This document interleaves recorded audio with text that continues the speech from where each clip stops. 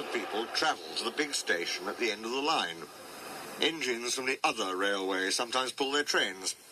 These engines stay the night and go home next day. Gordon was talking one day to one of these. "When I was young and green," he said, "I remember going to London. Do you know the place? The station's called King's Cross." "King's Cross?" snorted the engine. "London's Euston. Everybody knows that." "Rubbish," said Duck. "London's Paddington." "I know. I worked there." They argued till they went to sleep. They argued when they woke up. They were still arguing when the other engine went away. "Stupid thing," said Gordon crossly. "I've no patience." "Stupid yourself," said Duck. "London's Paddington. Paddington, do you hear?" "Stop arguing," James broke in. "You make me tired."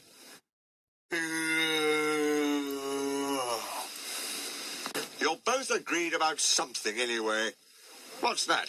"London's not Euston," laughed James. "Now shut up." Gordon rolled away, still grumbling. "I'm sure it's King's Cross. I'll go and prove it." But that was easier said than done. London lay beyond the big station, at the other end of the line. Gordon had to stop there. Another engine then took his train.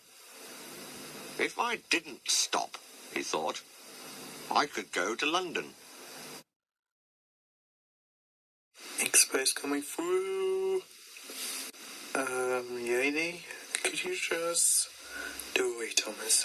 I got this.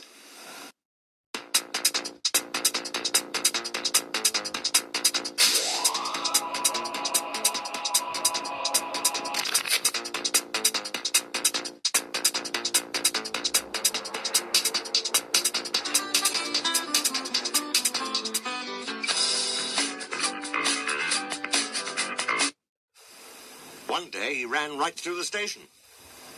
Another time he tried to start before the fireman could uncouple the coaches. He tried all sorts of tricks, but it was no good. His driver checked him every time. "Oh dear," he thought sadly, "I'll never get there." One day he pulled the express to the station as usual. His fireman uncoupled the coaches, and he ran onto his siding to wait till it was time to go home. The coaches waited and waited at the platform, but their engine didn't come. A porter ran across and spoke to Gordon's driver. "The inspector's on the platform. He wants to see you." The driver climbed down from the cab and walked over to the station. He came back in a few minutes looking excited. "Hello," said the fireman. "What's happened?" "The engine for the express turned over when it was coming out the yard. Nothing else can come in or out. They want us to take the train to London. I said we would if the Fat Controller agreed. They telephoned, and he said we could do it. How's that?" "Fine," said the fireman.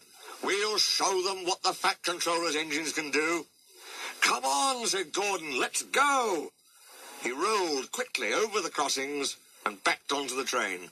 It was only a few minutes before the guard blew his whistle, but Gordon thought it was ages. "Come on! Come on!" he puffed to the coaches. "Come on, come on, come on, come on, come on, come on, come on. We're going to town, we're going to town," sang the coaches. Slowly at first, then faster and faster. "We're going to town, we're going to town, we're going to town, we're going to town." Gordon found that London was a long way away. The Fat Controller came into his office next morning. He looked at the letters on his desk. One had a London postmark. "I wonder how Gordon's getting on," he said.